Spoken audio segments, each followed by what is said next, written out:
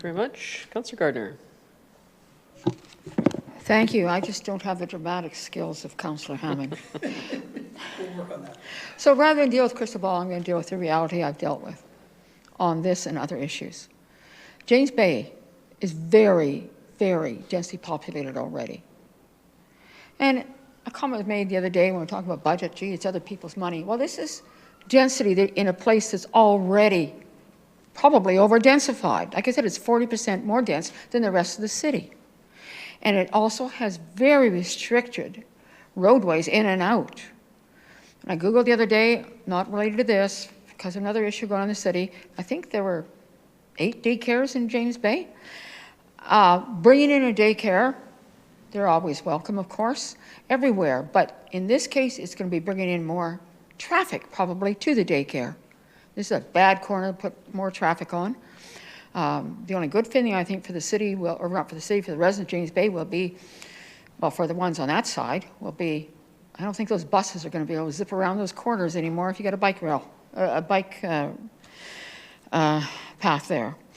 But most of all, I remember back to when the Capitol Park was built and the public hearing. It was awful.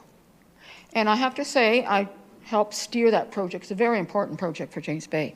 And the public hearing is one of the worst I'd ever been to at that point. I've seen worse since. And that's where a member of the public stood up, and then someone from a particular group stood up and just belittled whatever they said. This went on the whole night. It was awful. It was truly awful. And we've seen this in this council in the last 2 years. We've had, again, Councillor Hammond demonstrated with his hands on his crystal ball. And it's awful. It's disgusting. And I personally have been very disappointed in a couple of past hearings we've had, or public meetings of some sort, at some of the people actually in the development world who were speaking at them. I was very surprised at their attitude and approach towards the people who were being impacted by the development. Sadly, until I came onto this council, I don't even know how many proposals I looked at over the last 20 years. There's only one I spoke about in a negative way, only one.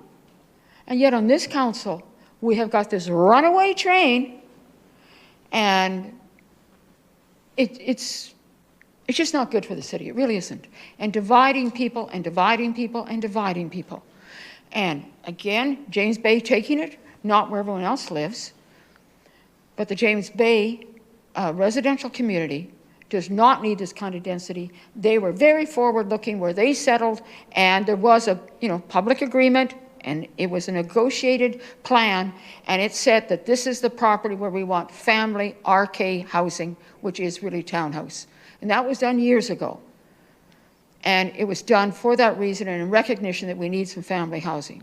This isn't going to be family housing. This is going to be like a real, really compressed spot. And you can talk about all the money you want, but when the land disappears, there's not much left. Peter Pullen Park, of course, is a real problem for me, because I went to the last city-sponsored workshops on it before the pandemic, when it was pretty well almost finished. And then this council, when they went through their let's redo the whole world and commitments from the city has made to our community, and let's look at parks and put in things. And all of a sudden, Peter Pullen Park got knocked off way to the bottom of the list. It got brought up a bit when I used particular words to encourage it. But the fact is, it was an attempt to put way off until way after I was dead, and probably everyone here. And all because we want Centennial Square, which was put top of the list. This council has made significant change in direction that frankly was not on the agenda at the election. And I really wish, in a way, I don't like the American system, but I really wish that this year had been a midterm check-in with us and the public. Thank you.